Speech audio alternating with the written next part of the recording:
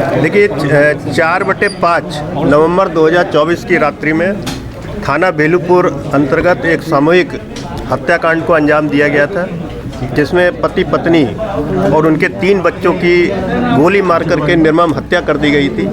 उसी से संबंधित अभियुक्त को और उसके भाई को आज गिरफ्तार किया गया है।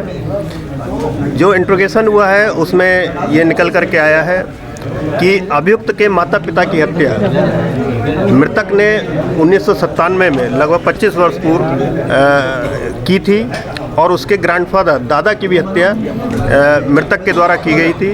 उसके बाद सारी प्रॉपर्टी को उसके द्वारा कब्जा कर लिया गया था इन लोगों की, और जो अभियुक्त हैं उनको बचपन से ही मेंटली फिजिकली वो जो राजेंद्र गुप्ता है जिसकी हत्या हुई थी, जो उनका चाचा भी है अभियुक्तों का, उनके द्वारा प्रताड़ित किया जा रहा था। इसी से क्षुब्ध होकर के इन्होंने लगभग 2 वर्ष पूर्व इस हत्याकांड को अंजाम देने का प्लान बनाया था और इसके लिए इन्होंने तमाम लोगों से एक्सपर्ट ओपिनियन भी प्राप्त किया था कि यदि इस तरह का हत्याकांड होता है तो बेल होने में कितना टाइम लगता है, पुलिस कस्टडी रिमांड लेती है या नहीं लेती है, अधिकतम कितने वर्ष की सज़ा होगी इसमें। इसका भाई लगातार इसमें हेल्प किया। इसके बाद इन्होंने 4/5 नवंबर की रात्रि को इस घटना कांड को अंजाम दिया। घटना करने के बाद ये मुंबई, कलकत्ता, पटना अलग अलग शहरों में ये रहा। इस दौरान इसने मोबाइल फ़ोन पे किसी से बात नहीं की। ये ईमेल आईडी के माध्यम से और इंस्टाग्राम के माध्यम से फेक आईडी बना करके अपने केवल भाई जिसका नाम प्रशांत उर्फ जुगनू है उसके संपर्क में था, और इसका भाई इसको लगातार मर्डर के बाद भी फाइनेंशियल सपोर्ट भेजता था। आज जब ये पैसा लेने के लिए अपने भाई के पास आया या बनारस आया तो पुलिस को जानकारी हुई और पुलिस ने इसको गिरफ्तार कर लिया। सर बात करें कि तो जिस तरह से अभी ये कोई प्रोफेशनल मतलब अपराधी नहीं है, उसके बाद भी मतलब काफ़ी टाइम लग गया इसको पकड़ने में, तो मतलब क्या ये मतलब बहुत सोच समझ के रणनीति इसने अपनाई? बिल्कुल, ये एक पढ़ा लिखा नौजवान है, आईटी सेक्टर में ये काम करता था और इसने इस घटना की प्लानिंग 2 वर्षों से कर रखी थी। जैसा मैंने बताया कि लोगों से एक्सपर्ट ओपिनियन भी इसने लिए थे। बिहार से जाकर के 2 इसने पिस्टल खरीदी थी और बहुत ही योजनाबद्ध तरीके से इसने इस घटना को अंजाम दिया। कभी भी मोबाइल फ़ोन का यूज नहीं किया। इसने जो फर्जी सिम खरीदे वो आज नहीं, मतलब 2 वर्ष पूर्व ही खरीद लिए थे, जिससे किसी से बात नहीं करता था, केवल अपने भाई से बात करता था। तो ये ऐसा नहीं है कि अचानक इसने मर्डर कर दिया, बहुत ही प्लानिंग और सोच समझ के इसने मर्डर किया था। इसको पकड़ना पुलिस के लिए बहुत बड़ा चैलेंज था।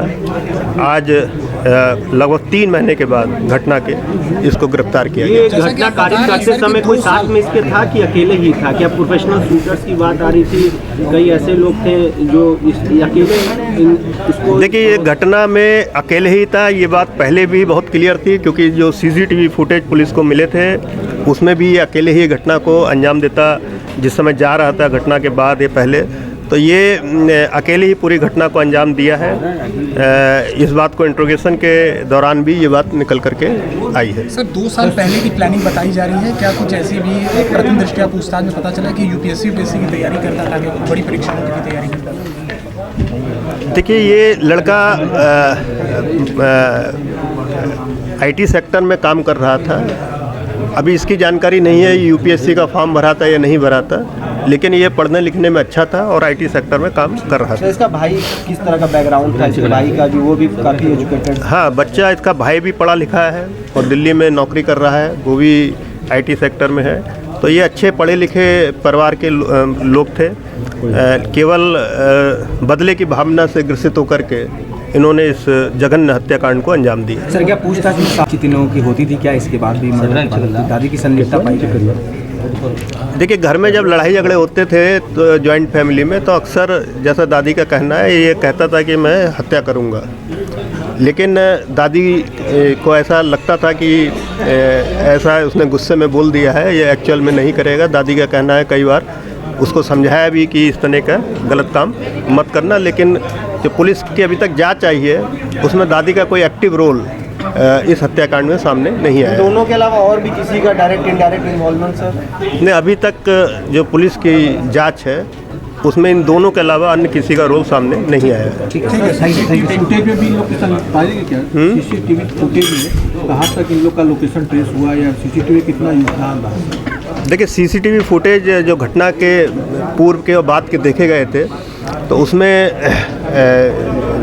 ये बिक्की, जिसका नाम विशाल उर्फ बिक्की है, तो पुलिस ने तभी आइडेंटिफाई कर लिया था, इसीलिए इसको हत्या का हमने मुख्य अभियुक्त मानते हुए 1 लाख रुपए का रिवार्ड इसके ऊपर घोषित किया था। तो सीसीटीवी बहुत कारगर हुआ था और उसी समय घटना के 24 घंटे बाद ही ये स्थिति स्पष्ट हो गई थी कि इस हत्याकांड को बिक्की उर्फ विशाल ने अंजाम दिया है।